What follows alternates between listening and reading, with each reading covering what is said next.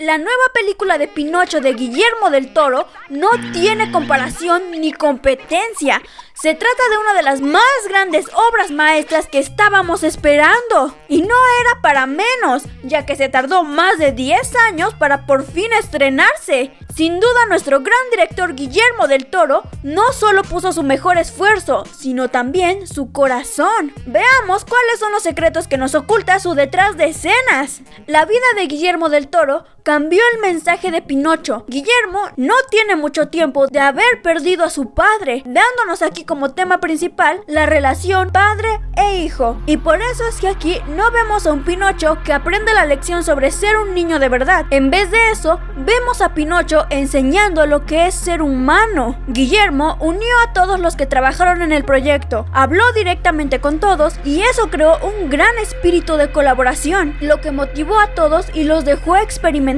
El director de fotografía dijo: "No creo que ningún otro director hubiera ido tan lejos". Nosotros tampoco, amigo, nosotros tampoco. A esto es a lo que le llamo cine. Pinocho fue hecha a stop motion y no con efectos especiales de dudosa calidad. Y esto porque nuestro Guillermo lo considera arte. Es imperfecto y eso lo convierte en pura perfección. Anímalo todo, anima los errores, anima las acciones que fallen, anima los personajes escuchando, anima todos los pequeños gestos y evita que se vean como solo unos muñecos sin vida. Guillermo quería expresión y que nos diéramos cuenta del mensaje y sobre todo que sintiéramos el cariño y encanto de la película. Esas reglas de animación fueron puestas, ya que los errores fueron clave en la creación de Pinocho. Y la razón es simple y hasta emotiva. Los errores vuelven real a la historia de la película. Tomó más de 3 años, 100 días de producción y 40 animadores para lograr esta película,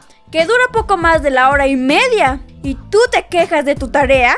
La pandemia no pudo ganarles y con tantos años de producción, empezando desde el 2019, no pudieron trabajar en las mejores condiciones y para hacer algunos edificios en los escenarios, tuvieron que agarrar sus cajas de cereal para crear los escenarios. Agua, fuego y luz. ¿Son stop motion? La mayoría lo es. Para cosas muy complicadas usaron efectos, pero son contadas con la mano. Utilizaron algunas veces sustancias viscosas como plastilina y pintura. Para simular luz y fuego usaron gasas y algunos focos, pero lo más increíble es la arena. ¡Sí!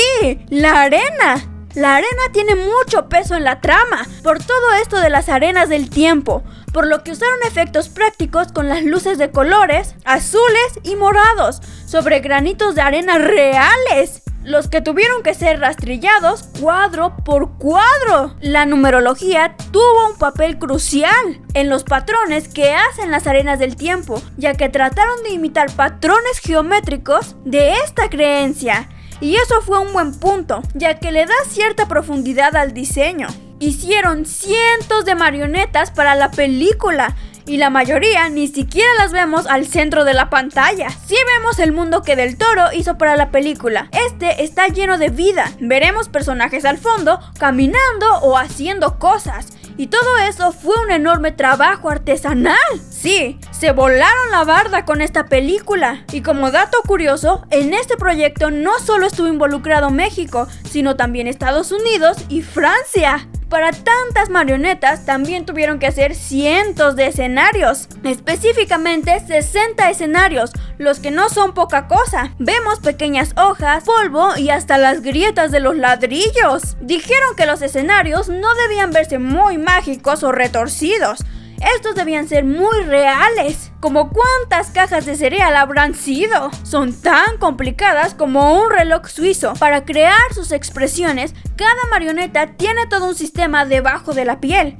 Pinocho no, porque no es un niño de verdad, que les da la opción de cambiar sus expresiones cuadro por cuadro. Si funcionan como un reloj, debieron cambiar manualmente y cuadro por cuadro, lo que de seguro fueron muchas horas para solo una escena de 10 segundos. Todas son de diferentes tamaños, para grabar diferentes tomas. Tenemos un Pinocho de varios metros, hasta uno de unos cuantos milímetros, y esto solo para Pinocho. Ahora imagina cuántos muñecos debe haber si tan solo Geppetto, Pinocho y el Grillo tienen tamaños muy diferentes y los vemos hablar muchas veces dentro de la película. El primer Pinocho moderno de la historia, y no por ser hecho por computadora, sino porque sus partes fueron impresos totalmente por impresoras 3D. Las usaron en su cuerpo y en diferentes caras de reemplazo. Es irónico que hayan creado un niño de madera con tecnología moderna. El futuro es hoy, ¿oíste, viejo? Usaron caras de reemplazo solo para Pinocho, porque a diferencia de otros personajes, es de madera y debía verse más rígido, duro como un tronco. Geppetto fue el primer muñeco que hicieron, y esto requirió especial atención, porque es el personaje más realista de toda la película, tanto física como emocionalmente, y es uno de los que más miramos. Su diseño fue para hacer un gran contraste con su hijo, y es que curiosamente es el personaje que más vemos envejecer, por lo que requirió más de un diseño diferente, obvio en distintos tamaños. ¿El Grillo es realista? Más o menos. Para hacer su marioneta, sí se basaron en la anatomía de un grillo e imaginaron cómo se vería caminando a dos patas, pero le tuvieron que poner bigote y sombrero, esto para que no diera tanto miedo, y eso terminó haciéndolo el personaje más fantasioso de la película. El diseño basado en el cuento original es Bulb, quien les ayudó mucho a restaurar un poco la paleta de colores de la película. ¿Quién diría que este diseño tendría tanto peso en todo el arte de la película? Además, originalmente ni tendría un papel tan importante, pero les gustó tanto que nomás no quisieron dejarlo ir.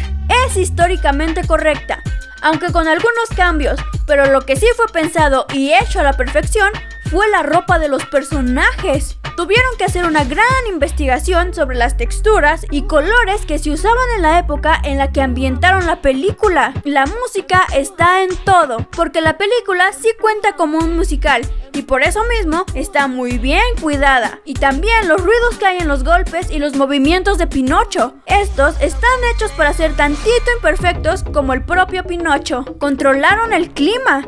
Y es que en la película no veremos tantos efectos. Por ejemplo, no veremos directamente las gotas de lluvia, pero sí algunas gotas sobre la ventana. Y tampoco podemos ver demasiada niebla o humo. Esto porque querían muchos detalles, pero que no fueran tan complicados. Imagina usar gotas de agua para la lluvia. Serían del mismo tamaño que el grillo y se vería muy raro. El actor que hace a Pinocho es igualito a él. Claro, sin ser de madera. Y es que no podían poner a cualquier persona a interpretar a Pinocho. Gregory Mann es el niño a cargo y tiene exactamente la misma edad que Pinocho. Ambos son igual de verdes e inteligentes. La madera más complicada de recrear, y no me refiero a la de Pinocho, sino más bien a la de todo el mundo que los rodea. De verdad, el equipo se esforzó tanto para que la madera de alrededor no se viera igual a la madera de Pinocho, y de esta forma hacerlo destacar. El arte está sobre la mesa, literalmente. La mayoría de las escenas se grabaron sobre una mesa, a 24 cuadros por segundo. Toda una tarea. Pero después de ver a Pinocho, todos nos pudimos dar cuenta que el esfuerzo de Guillermo del Toro valió 100% la pena. Pero ¿ustedes qué opinan? ¿Sabían que el stop motion requería tantísimo esfuerzo? ¿O lo acaban de descubrir con estos datos sobre el detrás de escenas? Dejen sus respuestas en los comentarios.